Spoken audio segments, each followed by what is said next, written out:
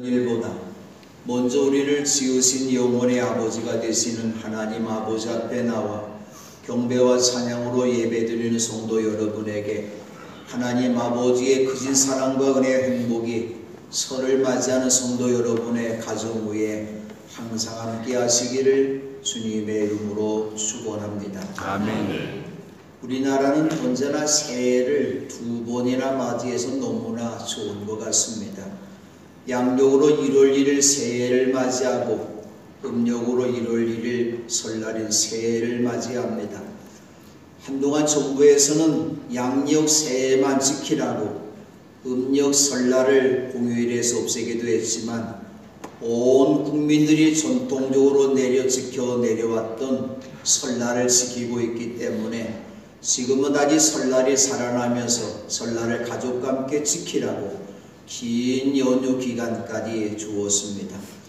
음력으로 새해가 되는 설날이 내일 모레인데 설날을 맞이하면서 사랑하는 성도 여러분 모든 가정마다 여러분의 영혼이 평안함과 같이 모든 일이 잘 되고 건강하여서 행복한 가정 이루시기를 주님의 이름으로 축원합니다. 아멘.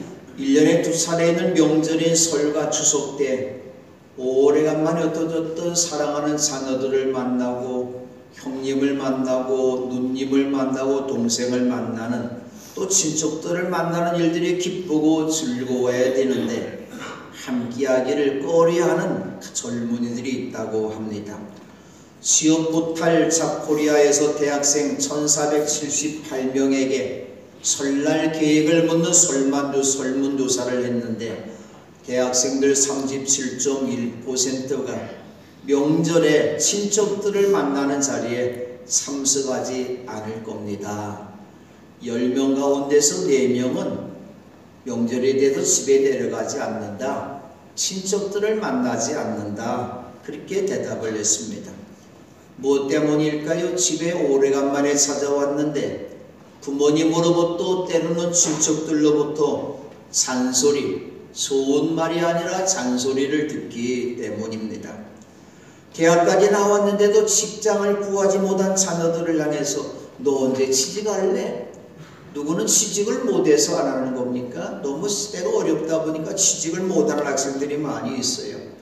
서울대학교를 나오면 그래도 취직이 100%도 될 줄 알았는데 서울대학을 나와도 어떤 때는 취직이 절반도 되지 않을 때가 있다, 그런 이야기입니다.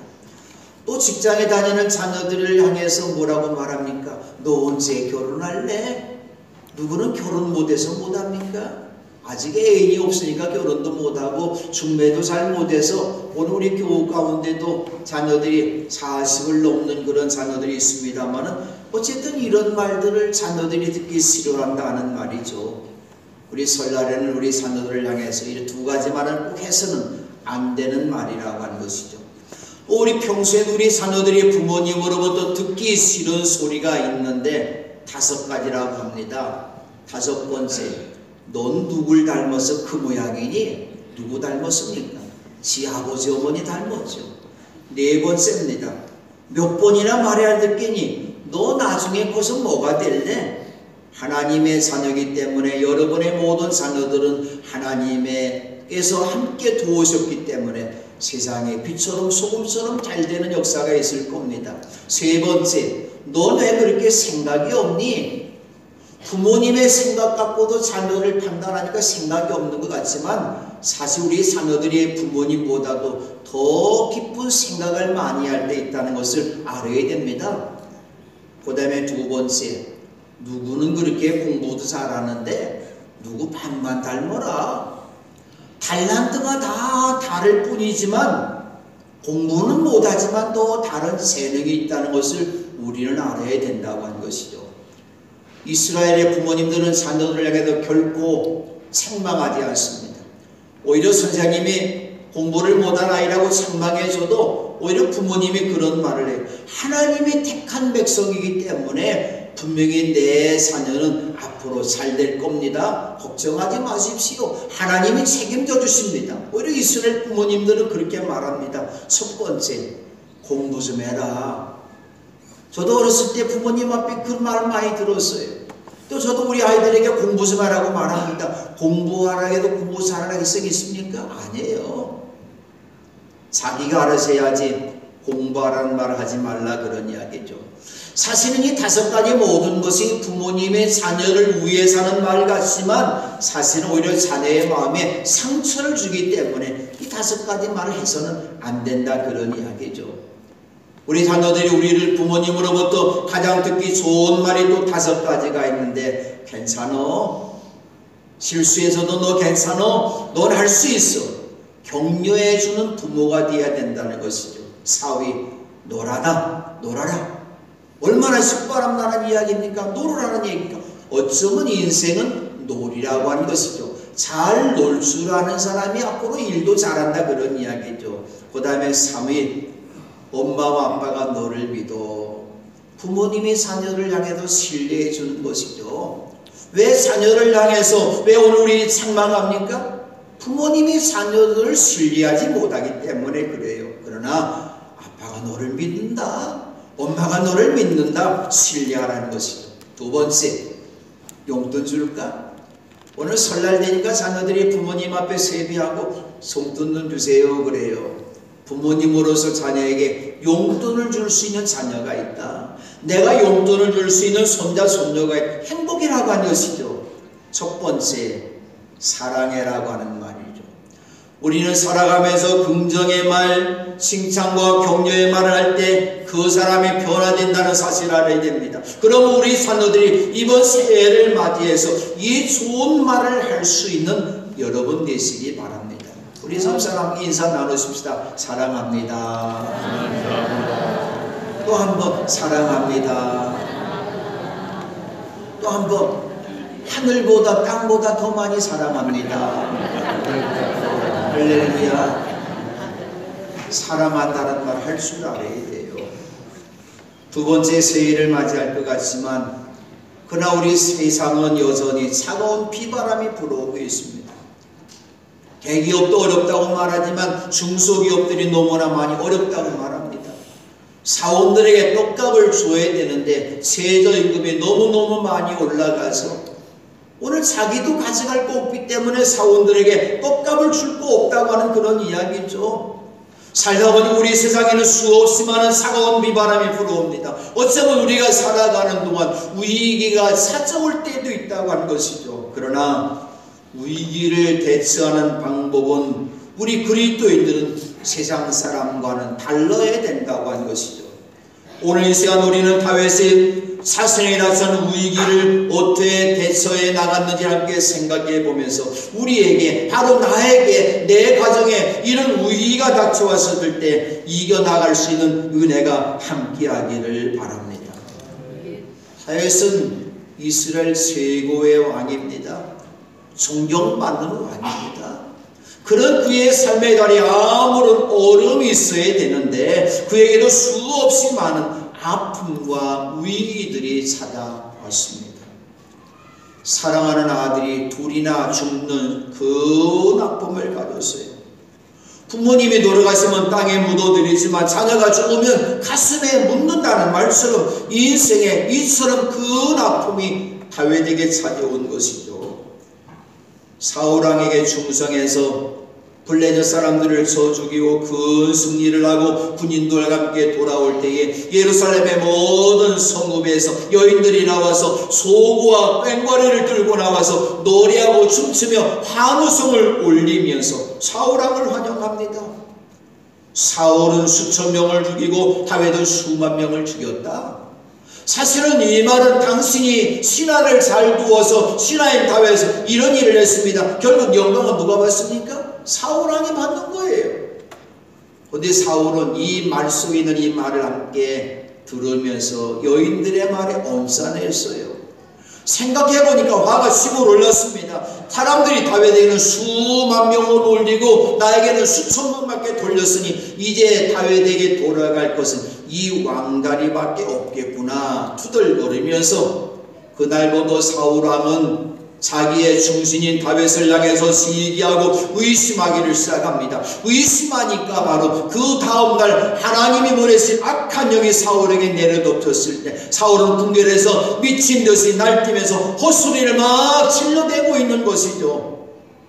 다윗은 여느 날과 같이 수금을 타매도 다윗 왕의 마음을 편안하게 해주려고 했는데 창을 가지고 있었던 사울 왕이 갑자기 다윗을 벽에 박아 죽이겠다고 하면서 창을 던졌던 것이죠. 그 이후에도 사울은 어쩌면 다윗을 죽일까 하면서 계속 모의하고 있기 때문에 다윗은 사울 왕의 칼날을 피해서 동굴로 도망하면서 오늘 지은 씨가 오늘의 말씀입니다. 권세를 가진 왕이 많은 군사를 얼뚱거려서 자신을 죽이려고 하니까 피할 곳이 없는 것이죠. 앞이 보이지 않습니다. 어쩌면 다윗의 삶의 다리에 사망의 그늘 골짜기가 그에게 엄습해왔다 그런 이야기입니다. 다윗은 자신이 당하고 있는 삶의 고통의 다리를 이렇게 표현합니다. 내가 사람을 잡아먹는 사자들 한가운데 누워있어 보니 그들의 이는 상급과 같고 화살촉과도 같고 그들의 여는 날카로운 칼과도 같았습니다. 사자랄들이 있는 그 한가운데 내가 지금 있다? 죽음을 의미하는 것이죠. 사자에게 창끝과 같고 화살촉과 같다. 혀가 날카로운 칼과도 같다. 사자 앞에도 살아날 길이 없다 그런 이야기입니다. 힘이 가장 센 삼손이었든지 아니면 케냐인을 마사이족이라면 사자를 때려잡는 용맹이 있다고 하지만 우리들은 사자 앞에서 이길 수가 없는 것이죠. 케냐인을 마사이마라 사파리에 가서 사자를 보았는데 그것도 차 안에서 봤어요. 가이드가 말하면 창문을 절대 열지 마십시오. 창문만 요만큼 열어놓고서 사진을 찍었어요. 바로 그 앞에 사자가 누를 잡아먹고 있어요. 붉은 피를 묻혀가면서 누를 먹고 있어요. 그러나 문 밖으로 나갈 수 없는 것이죠. 그런데 다윗의 모습이 그런 사자들 한가운데 내가 있다. 사자 같은 사울왕이 자신의 목숨을 노리고 있는 것이죠. 그의 발 앞에 그물을 써놓고 이래 다윗에게 함정을 파놓아서 다윗의 길을 꺾어놓았던 것이죠. 원망할 수밖에 없는 삶의 다리가 다윗에게 찾아온 것이죠. 그러나 다윗은 이러한 죽음의 골짜기 같은 인생에 살고 있으면서도 결코 원망하지 않고 이 환난과 재난이 지나가기까지 나는 주님의 날개 그늘 아래 피하겠습니다. 내가 주님의 날개 그늘 아래 피한다고 하면서 내 마음을 이렇게 정했다. 내 마음을 정했다고 고백합니다. 마음을 확실히 정했다는 말이 히브리어로 말할 땐 니콘 닙비라는 말을 사용합니다. 니콘 닙비라는 말을 확고하다, 견고하다, 영원하다는 뜻이 있습니다. 지금 우리 교회도 사용하고 있는 새번역 성경 자랑스럽게 생각하세요. 개역 성경보다도 성경이 더 잘 이렇게 해석된 번역된 것이 우리 새번역 성경인데 새번역 성경에 나는 내 마음을 정했습니다. 나는 내 마음 확실히 정했습니다. 이렇게 번역해놨는데 우리 개신교하고 개톨릭이 공동으로 번역해놨던 공동 번역에는 이 번역이 더 제 마음에 드는 번역으로 번역해놨어요. 내 마음이 든든합니다. 하나님 내 마음이 든든합니다. 저는 이 구절만은 공동 번역 성경에 더 마음에 들고 있습니다. 든든하다는 것은 무엇입니까? 약하지 않고 굳세다, 무르지 않고 굳다, 마음이 허수하지 않고 미덥다, 먹은 것이나 입은 것에 충분해서 허전하지 않다, 잘못이나 부족함이 없다, 알차고 실하다는 뜻이죠. 무언가 음식을 잔뜩 먹었으니까 내 속이 든든하다. 내가 몸으로만 든든한 것이 아니라 다윗은 마음이 든든하다고 고백을 합니다. 이 시간 여러분의 모든 마음이 약하지 않고 굳센 마음으로 알차고 실한 마음으로 부족한 마음이 아닌 든든한 마음으로 변화되는 놀라운 은혜가 나타나기를 바랍니다. 그럼 든든한 마음 가지려면 어떻게 해야 될까요? 내 군대 힘을 더 키우고 미사일을 더 개발하고 핵무기를 만들고 큰 무기를 준비하든지 내 힘이 부족하다면 힘센 다른 사람의 힘을 빌려와야 될 것입니다. 그런데 다윗이 든든한 마음을 가질 수 있었던 것은 눈에 보이는 세상적인 것이 아니었습니다. 자기 손으로 사자 같은 원수를 갚을 수 있는 힘이 없었던 것을 그는 알았던 것이죠. 누굽니까? 나를 든든하게 해주시는 분은 나를 지으신 하나님이심을 알고 아버지 하나님 앞에 하나님 내 마음을 든든하게 해주십시오. 하나님의 이름을 부르며 기도하면서 마음을 정했다고 말합니다. 하나님, 나는 내 마음을 정했습니다. 나는 내 마음을 확실히 정했습니다. 무엇을 말합니까?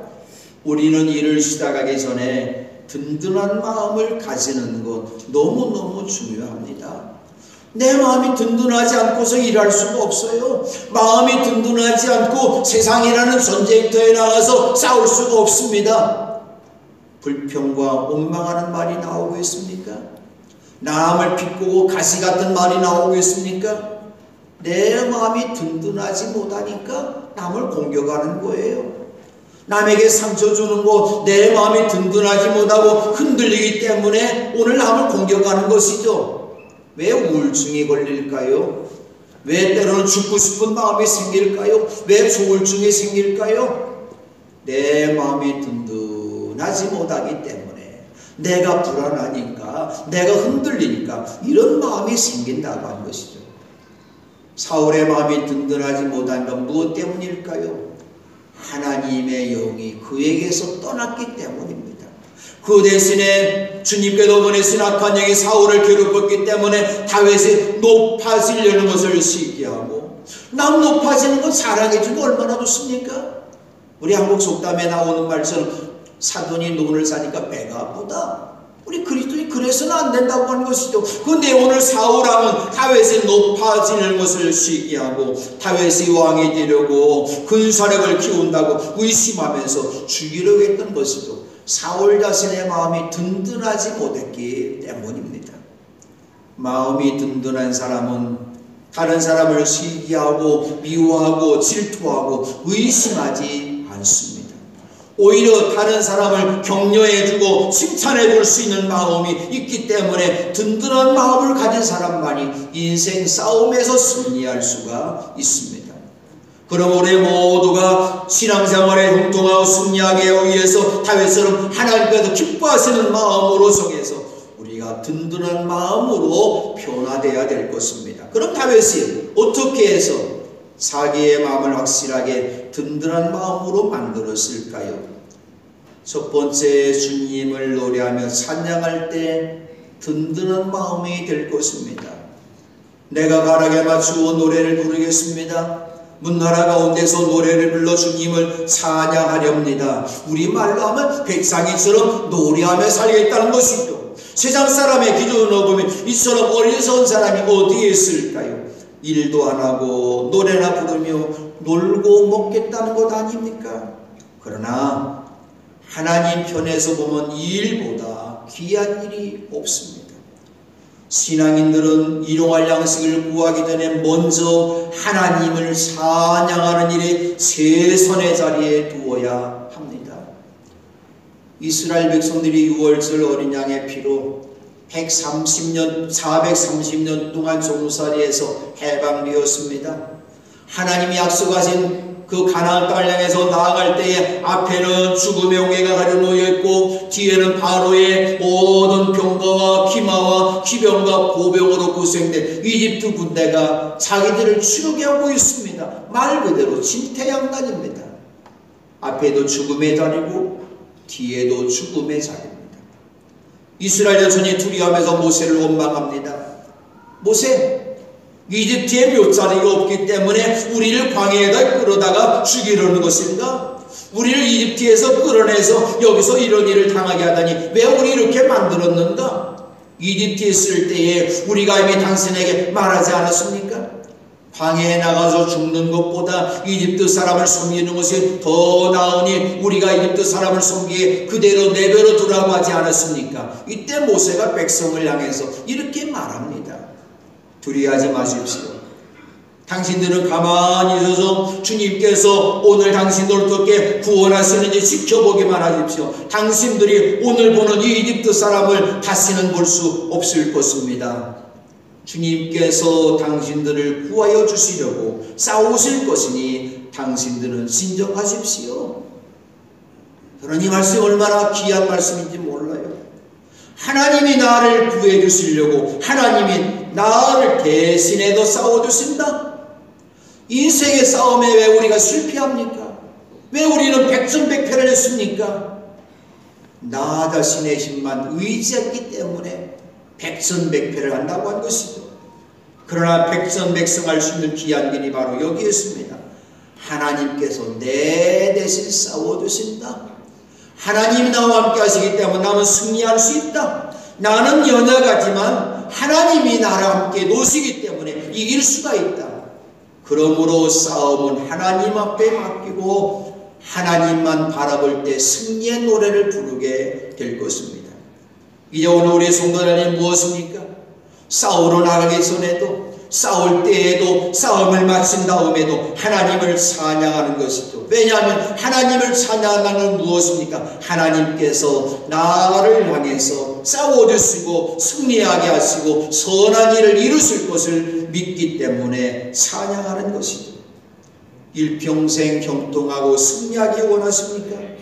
언제나 하나님을 향해서 우리의 몸으로 마음으로 영혼으로 찬양하시기 바랍니다. 찬양하라 내 영혼아, 찬양하라 내 영혼아, 온 마음과 정성 다하여 주 찬양하라. 할렐루야. 우리의 일생 다하도록 찬양하는 여러분 되시기 바랍니다. 두 번째로 영혼이 깨어나 새벽을 깨울 때 든든한 마음이 될 것입니다. 내 영혼아 깨어나라. 고문고야 수금아 깨어나라. 내가 새벽을 깨우련다. 다윗이 새벽을 깨운 이유가 있어요. 영혼이 깨어나야 되기 때문입니다. 영혼이 깨어나야 될 까닭이 무엇일까요? 우리에게 힘을 주시는 하나님 아버지만 바라보며 살기 위함입니다. 육신의 눈으로는 하나님 볼 수 없어요. 영혼의 눈으로 하나님을 볼 수가 있습니다. 그리고 영혼의 눈으로 볼 수 있는 것은 무엇입니까? 하나님 앞에 기도하는 사람만, 새벽을 깨우며 기도하는 사람만 하나님의 은혜를 볼 수가 있는 것입니다. 우리 인생의 모든 문제를 해결해 주실 걸 믿기 때문에 다윗은 새벽을 깨우겠다고 마음을 정한 것이죠. 우리 세상 사람들, 인생 싸움에도 승리한 사람들, 성공한 사람들도 모두 보니까 새벽을 깨운 사람이에요. 새벽을 깨워 공부한 사람들이 서울대학에 들어가고, 새벽을 깨워서 사업을 하고 연구한 사람들만이 큰 기업을 이루게 된 것이죠. 우리 그리스도인들은 새벽을 깨워야 되는데, 새벽을 깨워 일하러 나가기 전에, 공부하기 전에, 사업하기 전에 먼저 하나님을 바라보며 기도하는 새벽을 깨워야 합니다. 새벽을 깨운 신앙은 언제나 형통하며 승리할 것입니다. 새벽은 바로 하나님의 시간이기 때문입니다. 하나님께서 이스라엘 백성들을 홍해를 해서 구원해 주셨어요. 홍해를 하나님께서 밤새도록 이래 바람을 불어서 벽을 쓰게 해주셨어요. 홍해 바다 한가운데로 마등방을 밟고 지나갑니다. 그 뒤로 바로의 군대들이 뒤쫓아올 때에 하나님께서 불기둥과 구름기둥에서 이집트신을 내려다보시면서 이집트신을 혼란스럽게 빠뜨리십니다. 또 모세가 다시 바다 위로 팔을 내밀었을 때 새벽녘에 바닷물이 본래 상태로 되돌아와서 이집트 사람들은 되돌아오는 물결에 벌어나겠지만 한 사람도 그곳에서 살아남지를 못했던 것이죠. 그렇게 큰 성 여리고성이 무너지는 시간도 새벽이었던 것이죠. 사무엘 하나님 음성을 듣는 시간이 새벽 시간이었어요. 하나님의 교회가 있는 주님의 성전에서 잠자리에 누워있다가 이른 새벽 하나님의 등불이 아주 환하게 박혀있을 때에 하나님의 음성을 새벽에 들었던 것이죠. 다윗도 새벽을 깨우며 기도합니다. 시편 5편 3절입니다. 주님, 새벽에 드리는 나의 기도를 들어주십시오. 새벽에 내가 주님께 나의 사정을 아뢰고 주님의 뜻을 기다리겠습니다. 예수님께서도 아주 이른 새벽에 일어나셔서 외딴 곳으로 나가셔서 거기에서 기도로 하루를 시작하셨습니다. 바로 하나님은 새벽에 드리는 기도를 제일 기뻐하십니다. 새벽에 기도 드리는 것은 무엇입니까? 하나님 아버지 앞에 내 첫 시간을 드리고 내 몸을 드리고 내 마음을 드리고 내 영혼을 드리는 시간이기 때문입니다. 새벽을 깨우는 사람에게 주시는 축복의 말씀을 들어보십시오.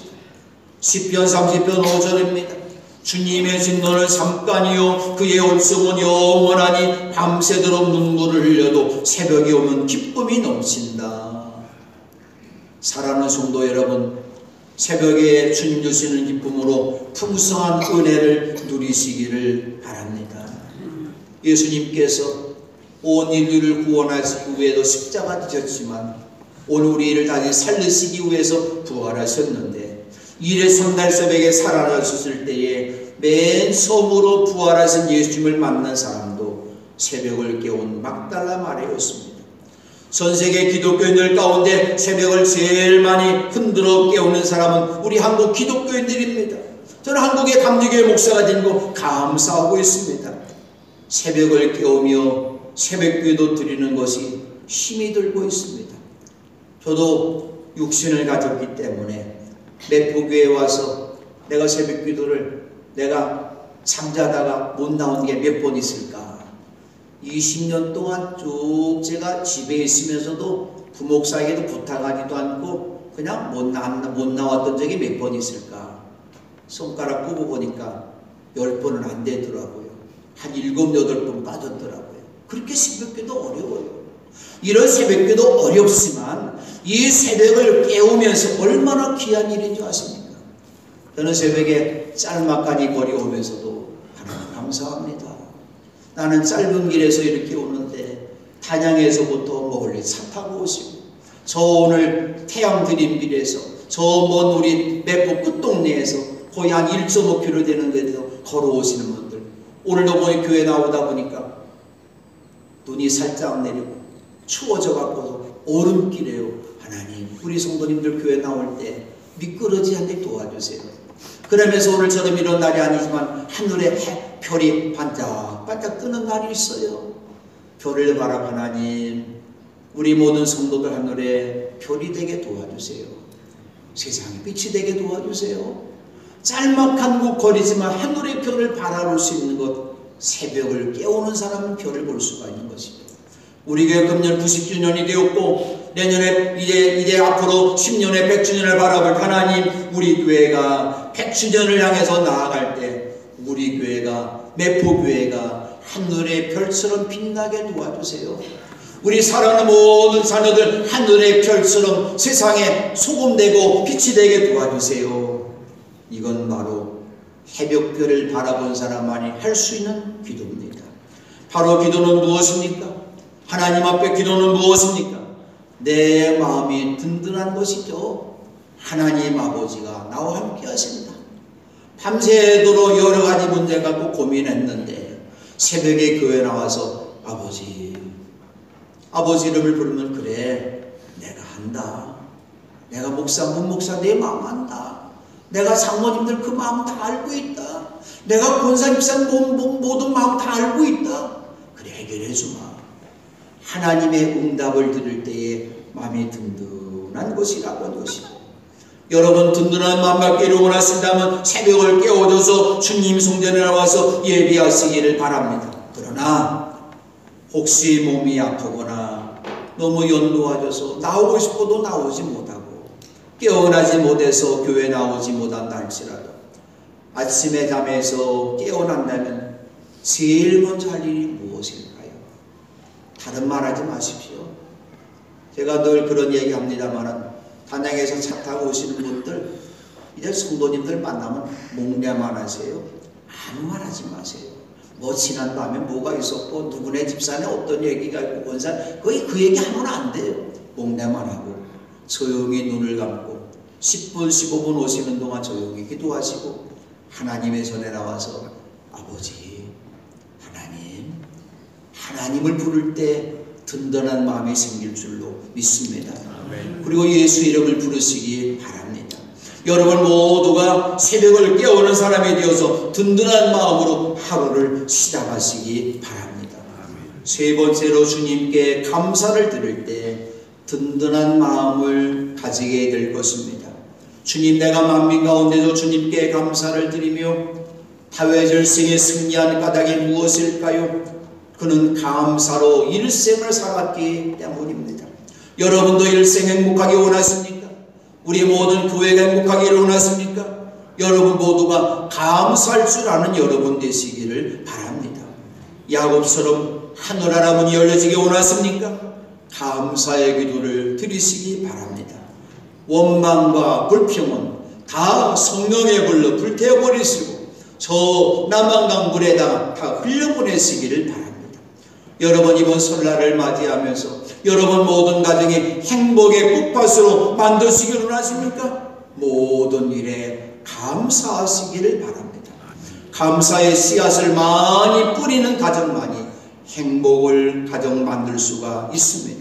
감사는 바로 형통의 문, 승리의 문을 여는 열쇠가 될 것입니다. 사랑하는 성도 여러분, 마음이 든든하기 원하십니까? 다윗처럼 마음을 정해서 하나님을 노래하며 찬양하시기 바랍니다. 영혼이 깨어나 새벽을 흔들어 깨우시기 바랍니다. 그리고 모든 일에 주님께 감사드리시기를 바랍니다.